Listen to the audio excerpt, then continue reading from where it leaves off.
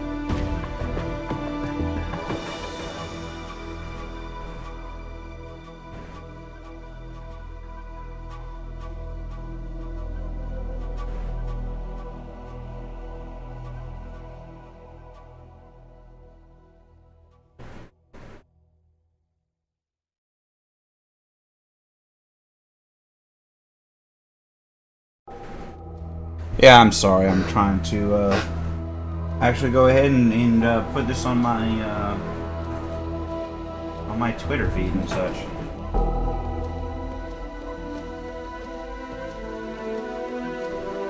Oddly enough, I need to actually start using that.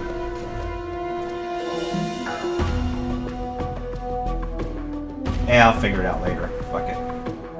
Once I start doing this pretty regularly, I'll go ahead and learn how to do that.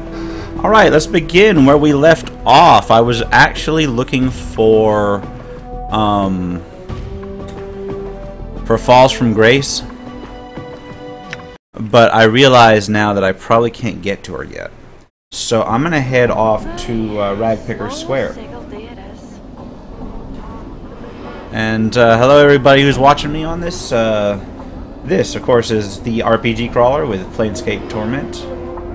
Live stream. So let's see, where do we go to get to Ragpicker Square?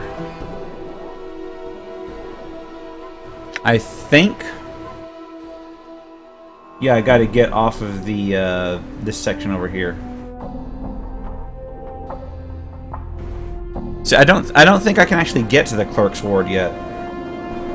And that's where Falls from Grace is, and that's also where Nodrum is, or whatever his name is. Yeah, let's try to ignore these thugs.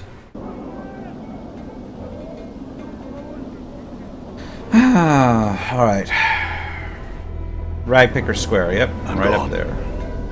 Now, I could theoretically try to talk to some people around here and get some more quests up. But I think they can wait for a bit. Alright, there's a collector here. Let's see what he has to say. This man is draped in filthy, tattered brown robes, a long hood concealing most of his face from view. You see his eyes narrow beneath his hood, and he takes a step back. What do you want? Alright, what is this place? You're in the Hive, of course. Dirtiest bit in all a sigil. Where are you from, Cutter? Are you from the Prime or something? And I apparently missed, like, a conversation option, because all of a sudden it's, no, why are you looking for bodies? He looks surprised. Well, you haul the blighters into the mortuary. There you talk to the Dusties, haggle a little, and get a few bits of jink. And I know why they buy the bodies. I really don't need to pursue every single little bit of conversation option here.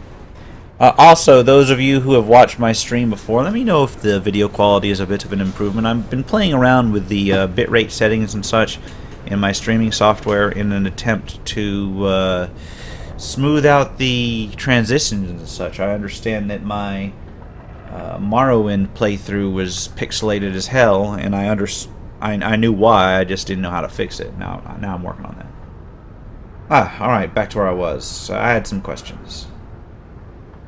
I'm looking for a man named Farad. Look around you, Cutter. I don't make enough jink to go lighten up the dark for nothing. It'll take a bit of coin, it will, if he wants the chant. Yeah, I want to bribe these people more than I do. more than I have been, but the issue is that money is actually pretty scarce right now. I'll throw him 5 coppers.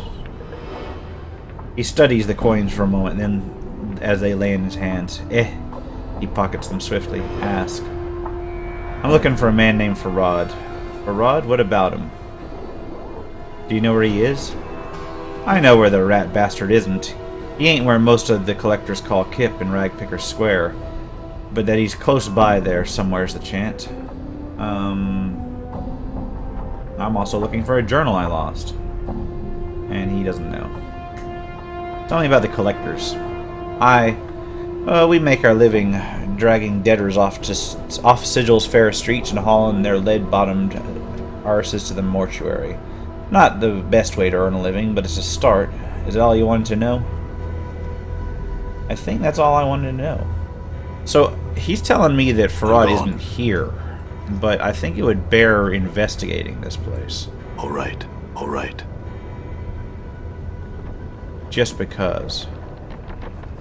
I like how the collectors are dressed the same as the Dusties. Alright.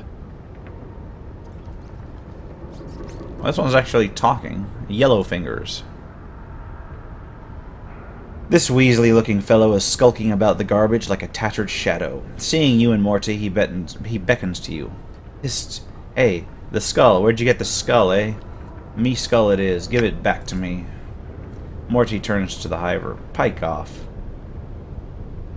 Go on, take the skull. If you can prove to me the skull's yours, then I'll give it to you. It's only fair.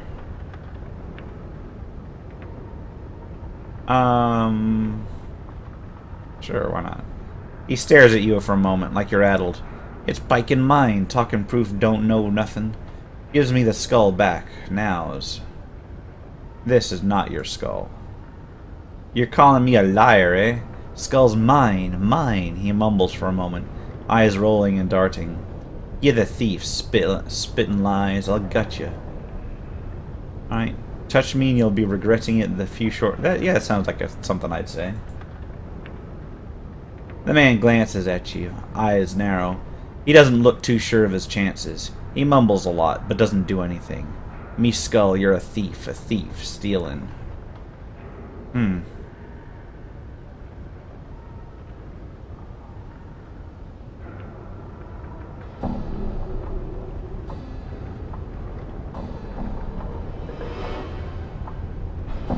Alright.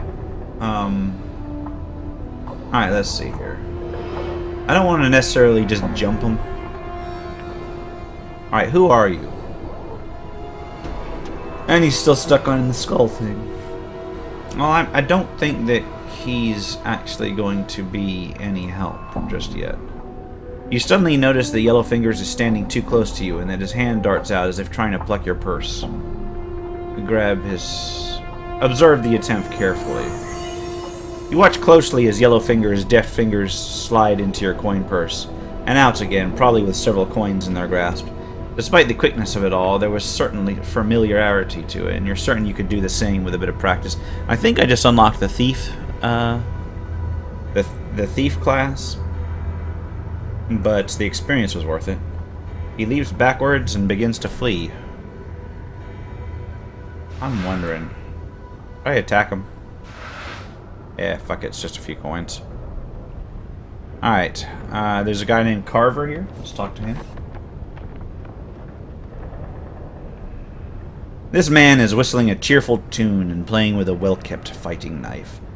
As you approach him, he stops whistling and gives you a curious look. What you want? I had some questions. My name's Carver, Cutter. I'm a thief for hire in the employ of Sharegrave, the boss of the collectors you see round this square. He pays me mostly to learn his lads to be real quick-like, and how to fight if they runs into a spot of trouble. That's likely the only questions I'll answer for you, Cutter. Thief for hire, could you train me? Sure, for a spot of jank. Been trained before? No, I haven't. That's fine. I'm gonna cuff you now, so dodge it. He suddenly swings his open hand at your head. Dodge the blow. You avoid Carver's blow. Not bad, Cutter. Now about that spot of jink. 50 commons, and I'll see you trained right up.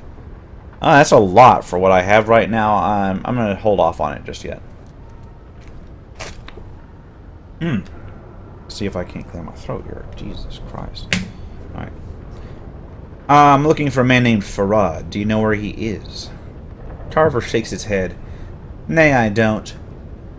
Here he's Hold on. Here he's nearby, though. Some of his lads come running through at times, making for some hidey hole that's who's knows where. Somewhere up around those elevated platforms, I bet. But it's none of me business. He shrugs and spits on the ground. Live and let live, says Carver. And where's your boss, Sharegrave? He nods towards the large, dilapidated house beside him. Careful, though, Cutter. He don't like visitors. He's right suspicious of everyone. Sharegrave's not even his real name. Just what he and some of the others call him. Alright, so I've found, like, I guess a thieves' den. And I'm not going to explore it just yet. Still looking for Farad. As you approach the hooded, brown-robed man, you notice that he's mumbling to himself softly and occasionally nodding. Someone comes to speaks to nod. He suddenly breaks into a fit of hacking coughs, then nods to himself. What are you doing? Nothing. Set looking for debtors, nothing else. He sniffs, then gives another hacking cough. He mumbles for a moment, then speaks again. Nothing else. Need the jink. Debtors? Yeah, I know what they are. Debtors can sell them to the Dusties. Okay, what is this place? Ragpicker Square, the square. Trash everywhere. Aye, everywhere. Okay, let's see if he knows anything. Oh, wait. Yeah, he's asking for money. Let's throw him 5 coppers. Jink for nod, jink. He mumbles a moment, hiding the coppers away in the folds of his robes. Ask, Nod tries to answer, aye. Tell me about... Do you know of a man named Farad? He looks frightened and starts to shake his head. Farad. He scratches at his head. What? What about him? Do you know where I can find him? He shakes his head, then mumbles. He glances quickly at you, then begins to murmur again to himself. It sounds like he's uttering a prayer against evil. No, not here in the square. He frowns as if unsure how to explain it. But not in the square. Alright, so I guess there's like a portal in the square. Tell me about the area. I know about that. Tell me about Sharegrave. Sharegrave's shadow long, falls over Nod, it does, aye. Nod gives some of his drink to Sharegrave. Sharegrave tell others in his shadows. Watches out for Nod, aye. He sniffs, nodding slowly. I'm looking for a journal I lost. Alright, this guy is not really that useful. You'd asked a Nod, aye. A Nod asked you a question. Question for you, aye. Alright, go ahead and ask your question, Nod. Nod has a sister, aye. Amiris. Oh wow, they actually tell you how to pronounce it for once. Lives in the hive, away from here, away from the square. So long ago, Nod was separated from his sister, taken away. And you'd like me... Hold on a sec.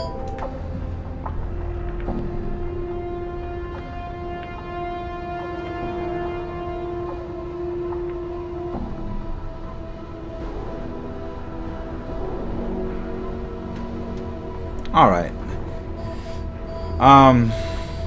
Let's see. Okay, you've been separated from her and would like me to find her?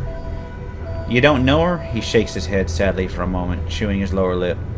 If you sees her, if you does, tell her Nod, her brother, worries about her, aye? He does, he worries. Alright. I'll do that for you.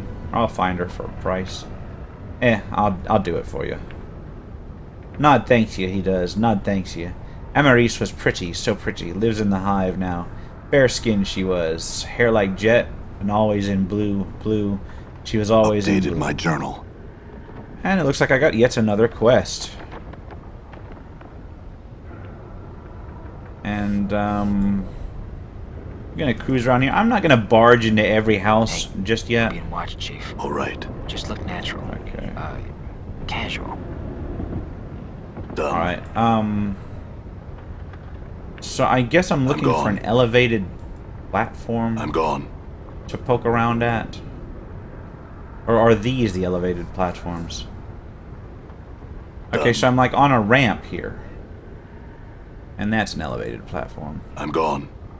But how do I get there? Wait, what? This archway leads only inches into the small building before becoming blocked by a solid wall of refuse. The rubbish is packed so tightly it may as well be stones and mortar. One moment. Observe the ground here. Peering down, you notice a number of dirty footprints that lead into the archway and do not turn around.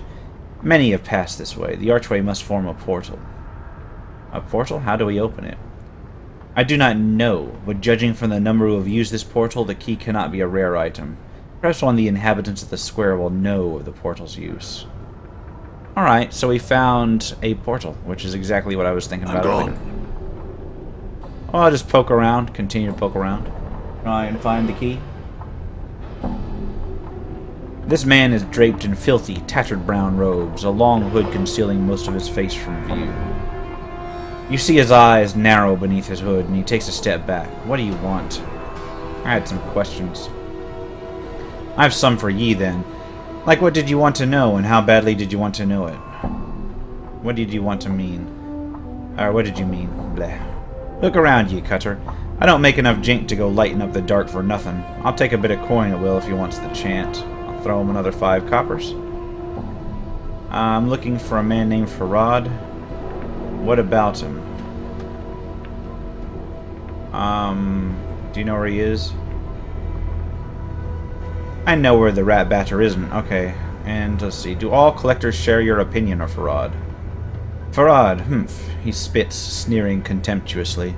Ragpicker square share graves. Me boss's territory, you see. Farad and his dogs came in a while back and tried to oust us. We fought them off, we did, so now they're all in hiding somewhere now.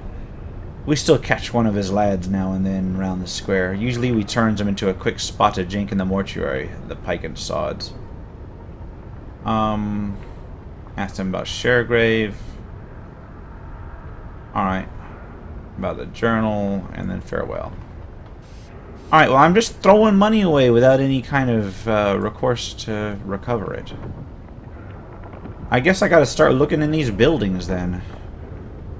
I think I've talked to pretty much everybody outside. I'm gone. Let's poke into this building first. Alright, who's this? Old Mebeth.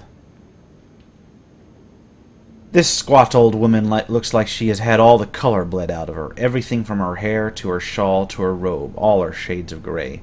The only splotches of color on her come from the several strange herbs, which are tied to her belt by their stalks. The herbs make a strange swish when she moves, like a broom. The elderly woman turns and stares at you, and you notice the gray shades blanketing her body extend to her features as well. Her hair is wispy gray, and her eyes are chips of granite. She frowns when she sees you. And who might ye be, I'm a traveler. Is that so? And where have you traveled from, then? To Death's Kingdom and back, I think. The woman spits once, twice, 3 times, then makes a semicircle over her heart. Wear what you say, child, and pray one of the dead powers don't take offense at your words. Okay, and who are you? With a sly cackle, she wags her eyebrows. Have you not heard of old Mebeth, then? The midwife of the square, have you not? She narrows her eyes, and her voice drops. Well, now you have, for I be Mebeth. You're a midwife? What do you do? I set bones right, drives the coughs out of the sick, yank out squealing, stubborn babes. Mend cloaks for a rag or 2, make cures and herbs and other such. She squints at you, studying your scars. Be needing a cure or 3, do ye? Aye, we be needing some cures to look at you. Do you want to buy some, do you? She glances around at the scars covering your body again, then shrugs. Too late to be asking for them, I think. I don't need any cures now, but they might be useful later. Can I see what you have? Alright, and you can ask her to sleep there.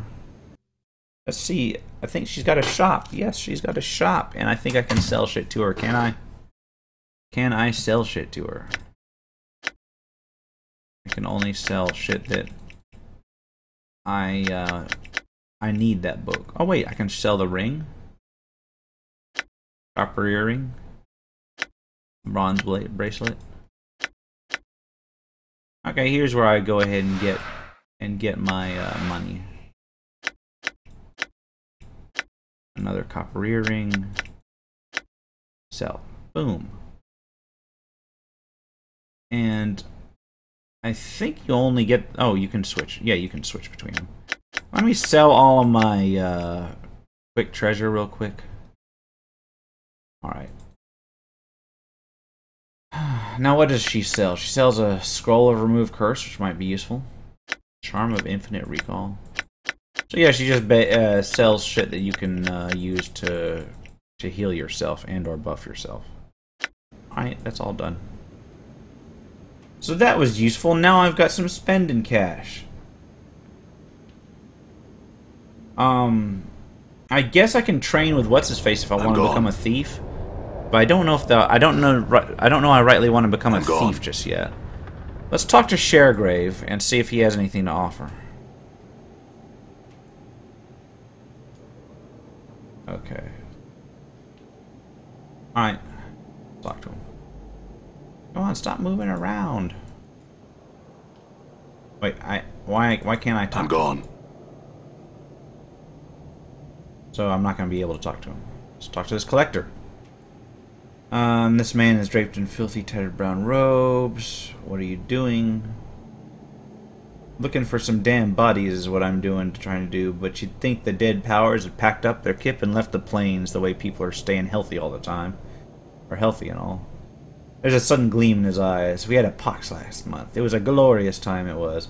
Bodies stinking to the high heavens and plenty of jink to be had too. Alright, what is this place? I'm not in Ragpicker Square specifically. I'm in Sharegrave's house. I had some questions. What do you know of Mebeth? Look around, you cutter. Okay, you know what? Fuck you guys. Never mind then. I need to talk to Sharegrave, but he's not talking to me. Okay, what is this place? That's all I wish to know. And I don't know. Oh, he just walks around. I'm gone. He's not actually talking to me. All right. There was a Done. All right. I'm gone. There was a door outside. Just go through the fucking door. I'm clicking on it.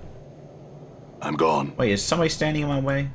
Yeah, there's one problem with Infinity Engine games. Is sometimes they do that.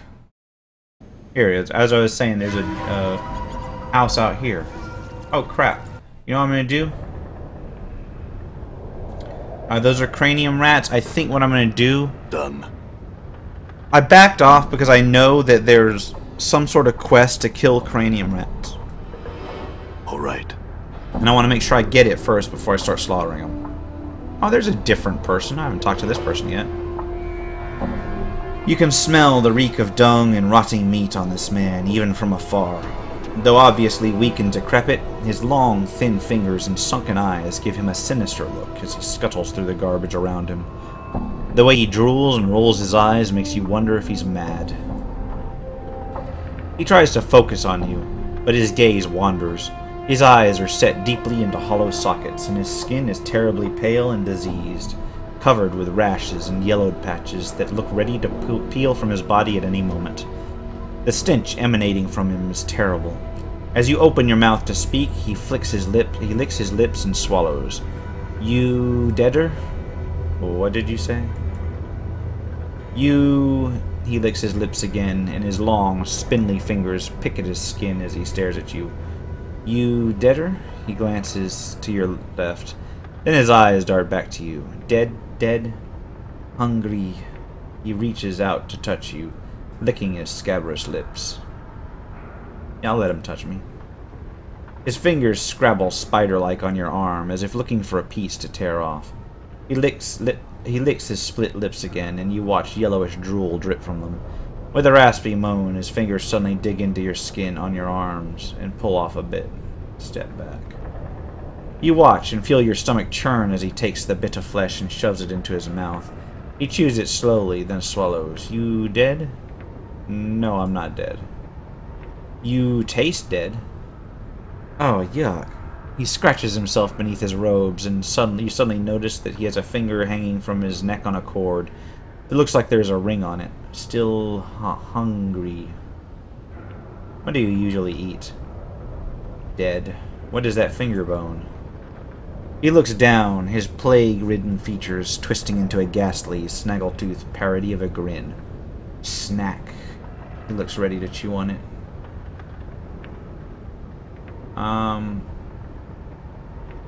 Stop him. You grab his hand and he starts flailing against you. As he does, he bites a large chunk out of your arm and you are forced to let him go. Not because of the pain, but because you might snap him in two should you continue to wrestle. He chews on the chunk of your flesh for a moment, then looks back at the finger bone. Okay, well, I'll offer him another bite off me. He smiles and reaches for your outstretched hand. Give me that finger bone first, marrow friend. He nods greedily and lets you take the finger bone. And then I'll let him bite me. Sure, why not? His teeth sink into the meat of your forearm and pull a chunk away with a single wrench of his neck. The pain is excruciating, but Marrow Friend sits on his haunches as if nothing had happened, chewing noisily at the mouthful of meat he pulled away. Okay, farewell. It didn't actually damage me, though, so apparently I can give out pieces of meat, like, at will. Which is kind of gross, actually. I'm gone. I'm wondering if that thing that I just collected from him is important. What did he actually just straight up give me? Finger bone. This is a well-decayed and nearly meatless finger bone from a humanoid of roughly your size. There is still some sort of odd ring on the finger. It is an intricate thing, sculpted with dozens of tiny ornate flanges and decorative protrusions. Oddly enough, it seems firmly rooted to the finger, and no amount of pulling or prying will budge the thing. Almost as if the ring's jagged edges have dug into the lifeless finger itself and refused to release it. Okay, pull the ring from the finger. Try as you might, you cannot remove the ring. It's almost as if the ring... Okay, I've already read that. Remove your own finger and replace it with the finger bone? Oh, man. In any other D&D game, this would be weird as hell. And this is still weird as hell. But I'm going to do it. You place the ring finger of your left hand in your mouth, close your eyes, take a deep breath, and bite down as hard as you can. There's a sickening crunch, and you are overcome with the taste and smell of blood. You spit the bloody finger out and replace the rotted, ring-laden finger bone against the gushing stump. At first, nothing happens, and you are horrified at the thought of what you've just done. Suddenly, though, you feel a strange tingling sensation as bones fuse and tendons reknit. In moments, the rotting finger bone has become a living part of your body, though it still throbs painfully. The jagged ring suddenly loosens and slips off into the palm of your hand. And what did they give me? Mempa's Biting Ring. Special, +2 armor class, it is cursed. Mempa was a mage, obsessed with the possibility of having her magic items just lost or burgled while she was asleep or otherwise incapacitated. While the vast majority of her carried possessions were inseparable from her corpse and thus buried with her, some of her weaker items, earlier experiments perhaps, were left behind and remain in the world of the living. Mempa's Biting Ring, whose powerful aura protects its bearer from bodily harm, is one such item. However, once placed upon one's finger, the ring bites down and holds on so tenaciously that it is nigh impossible to remove it from the bitten digit. So it's a cursed ring +2 of AC, and you know what? As much as this sucks, I'm going to wear it because it is of great benefit. It'll boost my AC significantly. Brings me down to 8. And I can always try to remove it with a remove curse item, which I saw earlier. Oh, wait a minute. What do we got here? It's a portal to who knows where. Apparently I won't know where because it's not letting me through. There we go. Alright. Where does this lead me? Going through strange portals and shit. Well, there's a chest here. It has Junk. Done. I'm not gonna loot that. Knowing my luck, junk is gonna be like a intrinsic is gonna be an important part of something. I bet. It's like gonna be a key to something. How do I get out? Wait, wait, wait. Somebody just came in. I can't talk to him. Oh, there we go. Vlask. Unlike other collectors you've seen, the robes on this one seem to be of fine quality. Ah, another debtor has come to visit us. Please excuse the mess. My colleagues haven't had the time to tidy up. There's no way out. Why, sure there is. The door is right over there, but you need one of these to activate the portal. He holds up what appears to be a small glass bead. Come, let us talk price. I'm listening. Simple. You pay my comrades and me 100 coppers. I give you the key to the portal. What if I don't want to pay? Then my friends and I will just have to sell your body to the dustman. Either way, we get paid. I think I'll kill you instead. Yeah, that's actually a very solid way to do things. I'm hurt. Oh, fuck. He's like beating the shit out of me. Yeah, you know what? Let's use these bandages. Boom. And needle and thread.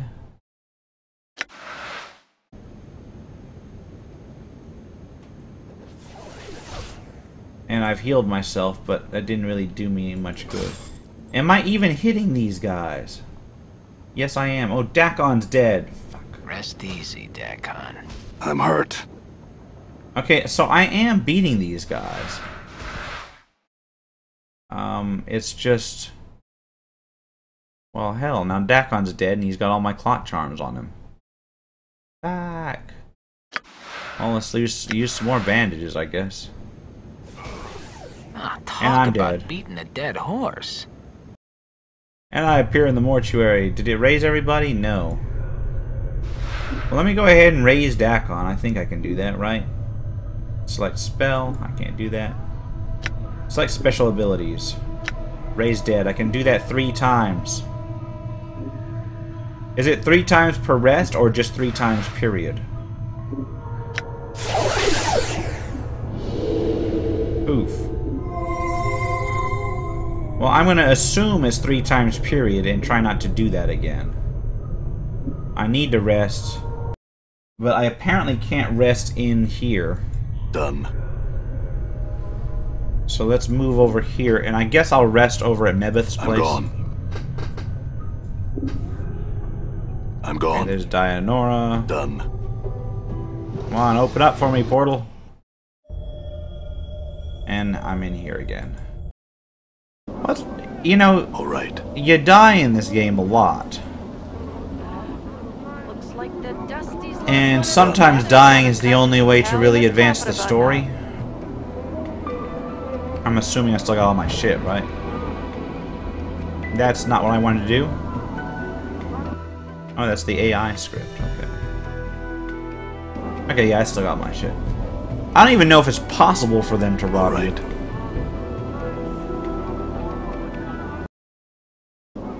Let's go ahead and head to Mebeth's house.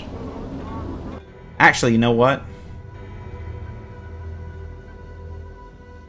There's a flop house there. Yeah, let's head to Ragpicker Square and Mebeth's house again.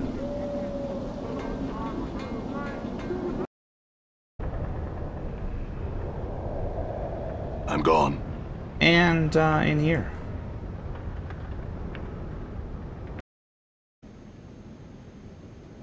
We'll ask her if we can rest here. Yes, I'm in need of some healing. Oh, I guess she'll just heal us straight up. Very well, then. She reaches for one of the dried herbs at her belt, snaps it off the stalk, then grinds it in her calloused palms. Small wisps of dust and pollen rise from her hands. She then mumbles to herself, then blows the dust into the air. The gray pollen swirls around the room, blanketing you and your companions. You breathe deeply, and less than a moment later, you feel strangely refreshed. Alright. Thanks, Mebeth. Before I go, I had some questions for you. Could I rest here? No, wait. I hit the wrong thing. God damn it. Could I rest here? Of course, child. I have a mess of blankets in the corner that would serve. That's neat. That's really neat. You awake. Hold on. Choking here. Okay. You awake, feeling refreshed. Mebeth is puttering around the hut, but she turns when she hears you stir. Awake, are you? You slept like the dead. She smiles. Do no dreams stir your head? You know, I didn't have any dreams at all. Mebeth shrugs. Nothing odd about that. Most dreams are shy. They fly when the sleeper's lids open. No, but it doesn't feel like I forgot them. I don't think I dreamed anything. It feels wrong. Mebeth chews that over, then shrugs. Dreams can make men great, but they have laid low just as many. Mayhap you're better off without them netting you. Alright, Updated mayhap, my I don't journal. think so. Well, dreams or no, I'm not one to change the nature of a man. Have you slept enough? Yes. I had other questions for you. Are you a witch? Mebeth scrutinizes you. I say not as to what I am and isn't, but what you be wanting to know so foul, so fool bad that you hound an old woman barking and sniffing for a juicy bit of gossip. I want to learn about magic. Could you teach me? Mebeth laughs. Pah, I'm no teacher, no schoolmistress all set up to teach like them in the big fest hall. There's others somewhere, I'm sure, that'd spill the dark of it. You'd be wasting your time with old Mebeth, so you would.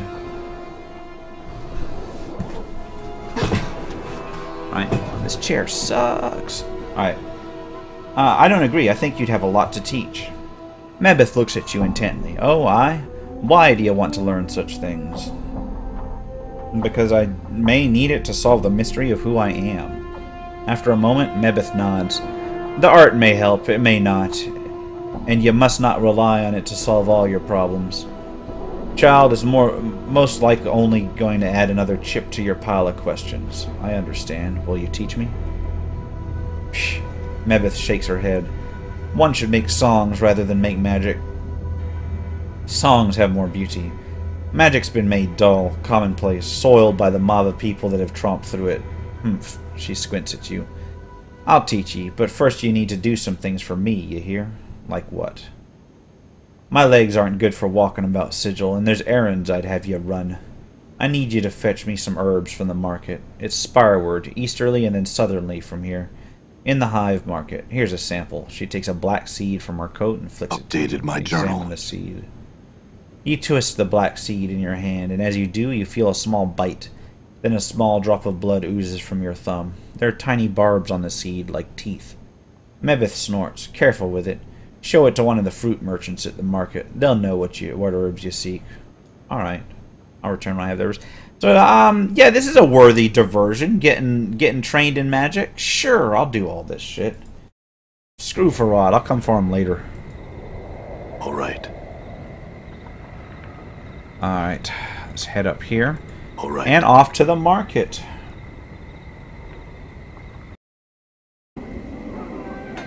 And then south of here, I guess?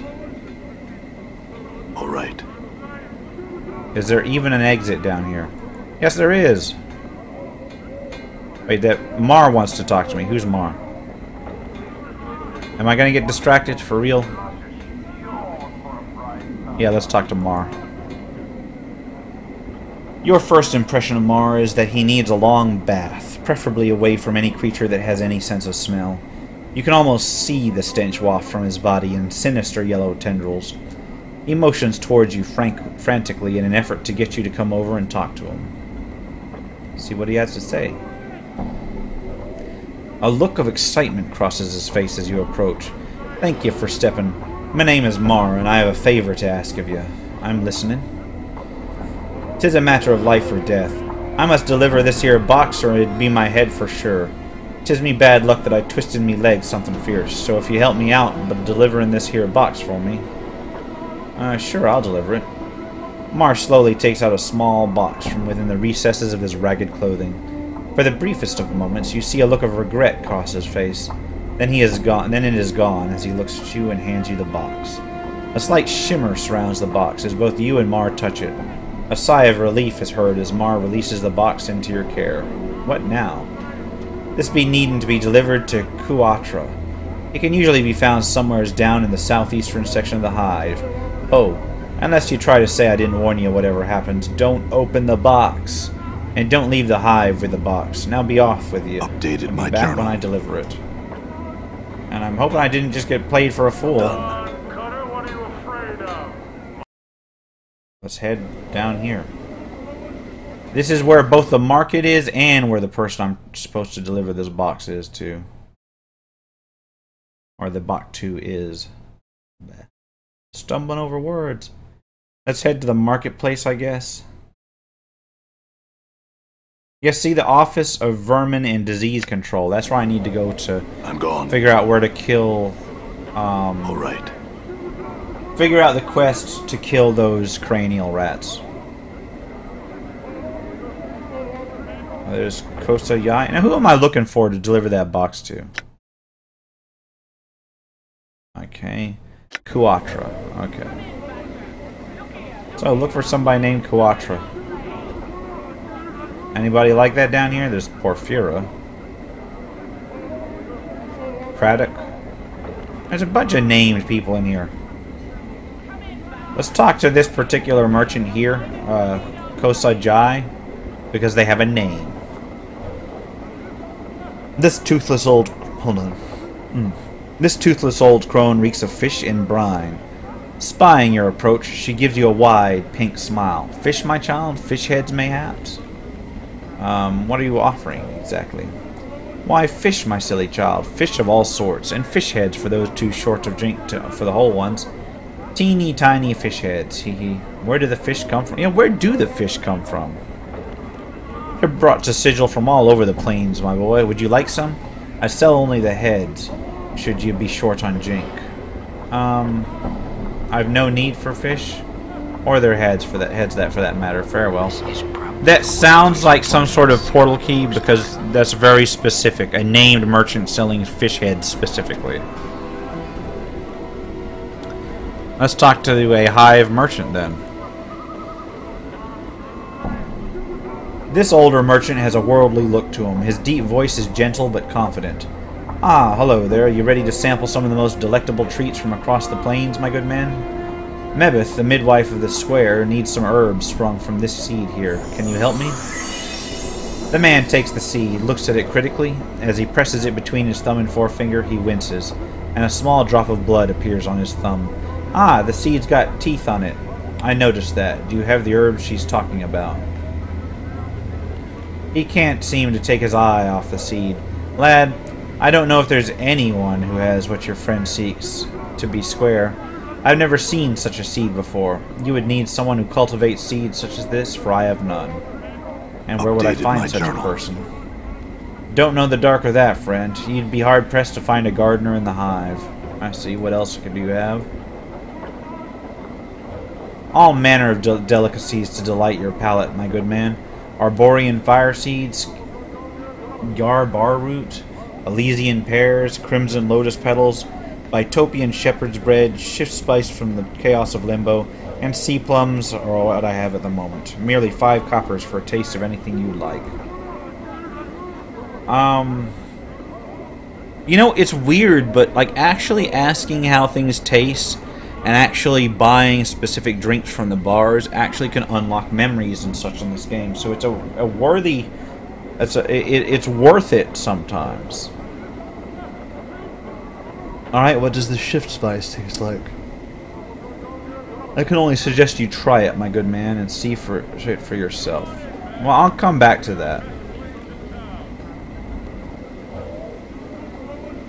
I have a feeling that, like, the Society of Sensation or whatever would be very interested in various tastes and drinks. Okay. May I see what you're selling here? I sell plates, cups, jugs, tankards, cutlery, and the like, sir. All of quality, sir, the finest. Please look over my goods. Should you have any questions, feel free to ask. Maybe another... Step closer and examine the contents of the crate. You peer into the crate. It's full of plates, cups, jugs, tankards, cutlery, and the like. They look to be of varying degrees of quality, but some of it appears quite nice. As you're looking them over, she presses up against you. See anything you like, sir? Her long, waving hair, brushing against your shoulder, smells faintly sweet, like vanilla. Where does this all come from? She flashes a wicked grin. My lovers are all burglars, sir. These goods are pilfered from the homes of Sigil's nobles. Upon seeing your expression, she laughs sweetly. I jest, sir, merely. My father and brothers are tinkers. These are wares which are discarded from the nobles' manors and made good by them once more. That's all I wish to know. Farewell. Oh, sir, but wait. She puts her hand on your forearm. Her touch is light as a feather. Are you sure there's nothing you need? Surely something for your own home, or a girl. She bites her lip coyly, cocking her head slightly. Sorry, nothing I need. Farewell. Okay. Another hive merchant. Jump, lim, jump. The merchant seems to suddenly notice you. Oh, greetings. Would you like to purchase one of these playful, gambling limlims, my lord? Not yet. Just what are these limlims? They are from the outlands, my lord, neither wholly insect nor animal. They are friendly, playful, and quite loyal. He takes a sidelong glance at the limlims, then leans close to whisper, pretty tasty too, in a pinch. Alright, interesting. I have some other questions. I'll buy some later, maybe. I don't know. No luck on the fruit front. Profira? This grim-looking woman spares you only a brief glance before returning to her rant on top of the stage. She has a powerful voice that carries across the marketplace, even cutting through the noise made by the merchants and the surrounding foot traffic.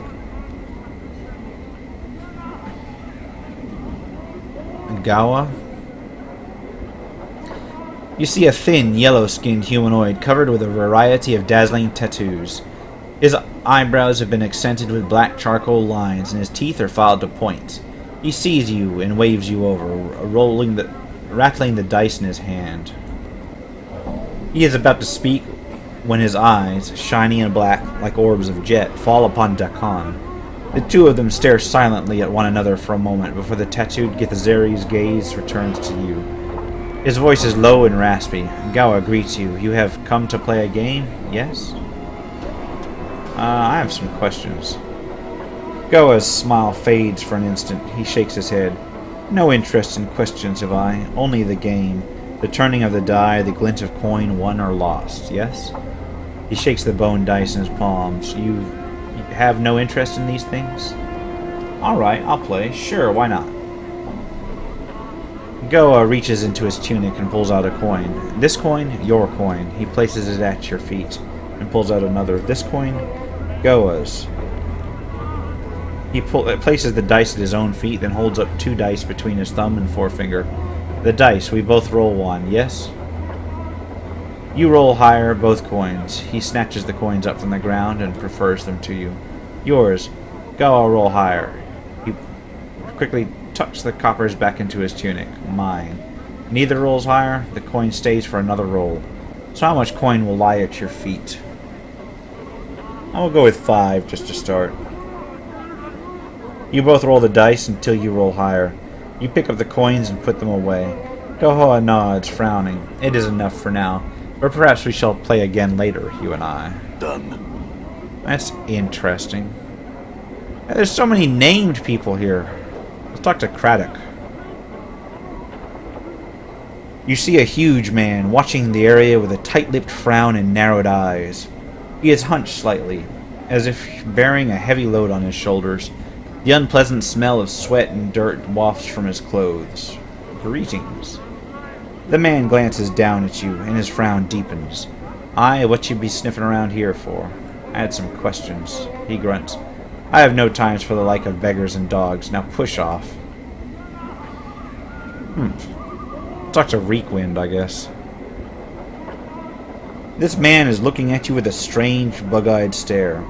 His eyes are huge, so huge that they look ready to pop out of his sockets and roll across the cobblestones. He nods eagerly as you approach, bobbing his head like a bird.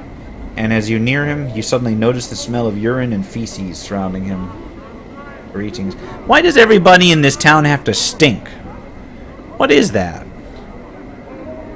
Alright. The man sniffles, wiping his nose on his sleeve, then opens his mouth to reveal blackened, rotting gums. Stories for coins, sirrah? His breath reeks. It smells like this man has been keeping rotten meat stored inside his mouth. Stories for coin? Who are you? The man snorts, thick with phlegm. Names, names. Who are you? Who are you? His head does a slight twitch every time he repeats himself. Names. Dangerous. Dangerous. He glances at the ground and stirs the dirt with his foot. Knowing a name or being stuck with one, both's a mess of trouble. He looks back up at you. My name's a given name, not one asked for. Reekwind. Once again you become conscious of his reeking breath and the smell of urine and feces that surrounds him. A given name, a given name. An appropriate name. Not my true name, true name. Reekwind mumbles on, his head twitching every time he says name. A true name's a dangerous thing, gives others power. He stares at you with his huge eyes and wags his finger. Keep your name secret, keep it close, never let it out. Names are like smells, things can track you with them. Reekwind coughs, his eyes almost popping out of his skull as he does so. His cough seems to loosen his bowels, for he breaks wind loudly, as if to accentuate his point. If someone knows a true name, it gives them power. The power to hurt. I don't know my true name. Reekwind's eyes widen. Seeing his eyeballs bulge even larger makes you uneasy. Then you are blessed, blessed. Remain nameless, and you shall be as a spirit on the plains, untraceable, untrackable, unseen, undiscovered. He smacks his gums wetly. A name chosen, a name given. It allows others to find you and hurt you. Have you been hurt? Reekwind gives a twitching nod, then scratches himself. Let my name slip once, only once, only once. His eyes film over as if a memory is painful, then glances at you uneasily. Tell you a story I can, I will, but 3 coppers must I see. His face splits into a smile as he said the words coppers, and his reeking breath hits you like a hammer. Very well, here's 3 coppers. Reekwind gets into a stance, looks left, looks right, then faces you. His face clenches, then with a grunt he breaks wind again. The smell nearly levels you, but he takes no notice. Cursed I, walk the wards in splendor. He stands up swiftly, nose high in the air. He saunters back and forth, nodding to invisible passerbys. Updated my journal. Reekwind freezes, his arms akimbo. Crossed paths with a crossed one, had the looking of a pumpkin his seeds, curses. Reekwind then thrusts his belly out so as to appear fat, slicks back his hair with his filthy palm so as to look almost bald, and begins drumming his fingers on his fat belly. He then walks about, circling the spot where his stuffy, upper-class persona used to be. All a jumble with curses this one was. With a sneer and a careless gesture, Reekwind tosses an invisible curse at this stuffy persona. Knew my name, let it slip I had. All it took it all. He stiffens up again, inhaling deeply and resuming his upper-class persona. The persona suddenly crumples, and Reekwind breaks wind violently, then exhales, filling the air with his foul, reeking breath. Cursed with stenches, smells, excrement. Came here to tell tales, all good for now. Now Reekwind is the name, given name. Alright. So he was cursed. He was a noble that was cursed. And I wonder if I can break his curse at some point. Can I find someone named for Rod? Give me 1 second. Phone's ringing.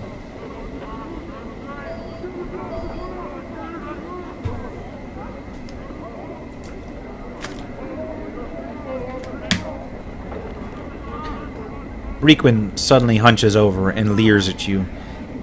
He walks around you for a moment, dragging his leg as if it lame. As if it was lame. Or as if lame. My bad. Ah, why do I agonize over these little missteps? A king, a noble tale, a noble tale. A tale I can tell. But 3 coppers must I see. Reekwind remains hunched over, staring at you. Once a man of respect. Farad was a man of goals and position. All became nothing, nothing, turned to air and stink. A liar, a cheater, a man who twisted law, Farad was. Then one day he found that he had twisted himself. Such a liar had he become that when he died he was to go to a horrible place. Farad would not accept it, would not. He had cheated others, he would cheat his fate too. He read, dug in books, and consulted seers, and they told him that only in trash could he find that which would let him cheat his fate. Perhaps they lied. Updated my journal. Reekwind stands up stiffly, then begins to fling off imaginary clothes. With every piece of clothing he throws away, he becomes more hunched. Farad threw away his position, his goals, and took up a new title. Reekwind then stops, then looks at you. He claws at his rags. Hold on.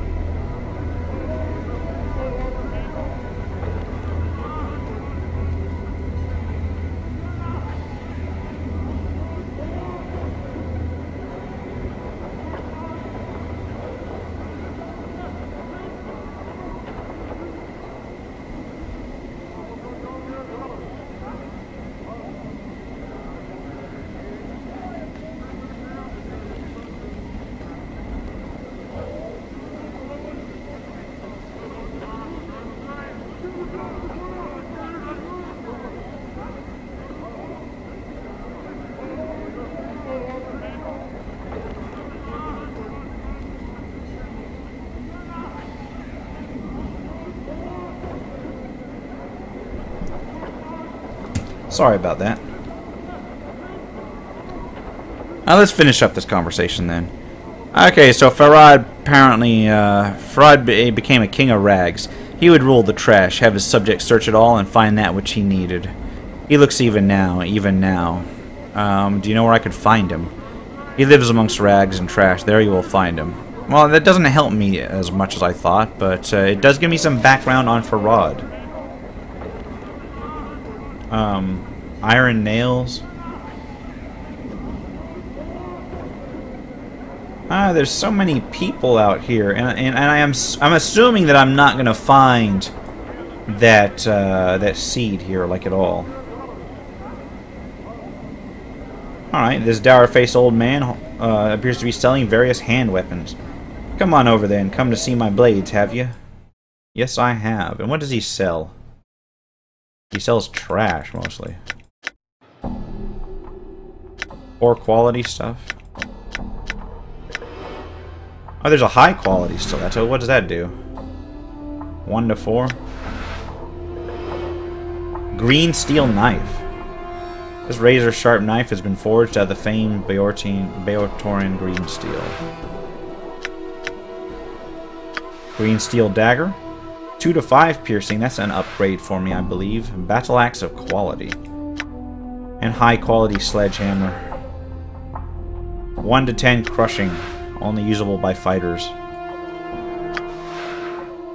2 to 9 slashing with a +1 Thaco. That's actually very nice. Only usable by fighters.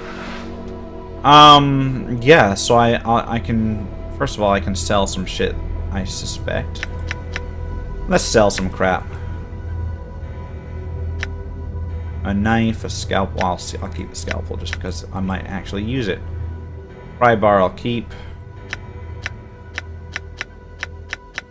But I'll sell those 2 things.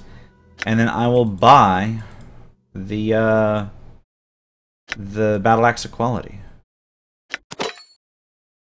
Just to actually get a real weapon on him. Rather than just a club. So let's go ahead and equip that then. I'm going to keep the green steel knife just in case I need it to actually hit something. But I will replace the fist irons with the battle axe equality. And that's going to give me some solid hitting power now. Oh man. I have no idea where the person I'm looking for is now. And I'm running low on time here. I'll go to the Office of Vermin and Disease Control then next. And I gotta keep an eye out for that, for the individual whom I said I'd deliver that box to. I'm gone. There's all these named people out here, which is good. Because it gives me a lot of people to talk to next time. Frightened Hive Dweller, and I'm assuming that Hive Tout. Why do they look like they're carrying a weapon? I thought Touts were just supposed to be like guides. Let's just head inside here. Alright. Let's talk to him. Phineas L. Tort the 39th. Or Phineas T. Lort. Got those backwards. The 39th. You see a squat man with rash-covered skin and several pustules covering his face. His clothes seem to mark him as some sort of an official, but they are dirty, wrinkled, and covered with rat hair. As you watch, he idly scratches himself with his stubby fingers. "Aye!" The little man shrieks and jumps, startled. Clutching his heart, he takes a deep breath and pushes his spectacles up on his rash-ridden nose. "Yes, yes. And what is it that I can do for you?" He scratches his nose and looks you up and down, studying your scars. "I, have little to offer in the till, so if you've come to plunder the premises, this locale is ill-chosen." "I'm not here to plunder the premises. Who are you?" I am the respected Phineas T. Lort, the 39th, in charge of this hive branch of the Office for Vermin and Disease Control. It is my distinguished privilege," he scratches his chest and puffs up, "to inform you that we, in the bureaucratic sense of the word, we, meaning to encompass the sigil bureaucracy as a whole, are accepting bounties on all manner of vermin and strays that infest the," he scratches again, "fair streets of Sigil, hub of the multiverse, and the city which sits at the center of all things, the city by which all other cities are measured." Updated my journal. "Bounties.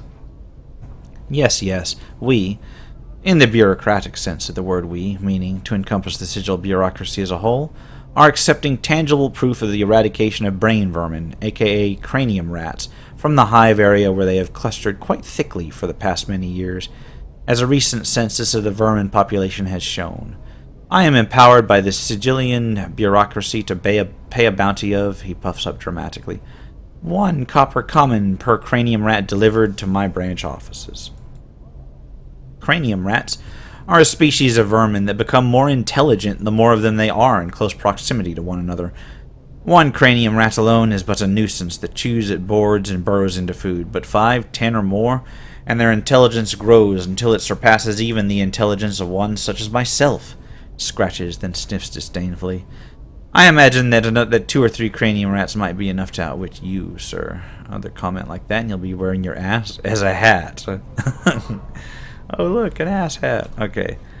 How many cranium rats are in Sigil? More than enough to last a bounty hunter a lifetime, perhaps several. Alright, I think that... Okay, here we go. More about cranium rats. The more of them that... Hold on. The more of them that are in proximity, the more formidable they become. Some even gain the ability to cast magical spells that can resist magic effects hurled at them, and they can employ some cunning tactics. Pushes spectacles up upon his nose. As you can understand, we are anxious to reduce their numbers in Sigil. Yeah, cranium rats are like crazy interesting for a D&D monster. I thought they were actually psionic, and I think in some versions they are.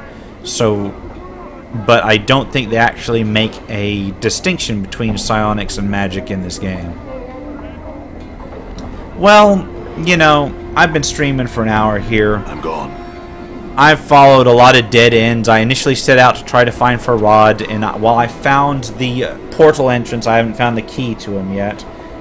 And I picked up quests to actually learn magic. All in all, it's been a good day. So for now, I'm going to head out. This has been the RPG Crawler with Planescape Torment. If you like what you've seen, remember to like, comment, and subscribe for more RPG content. Until next time, take care, and goodbye.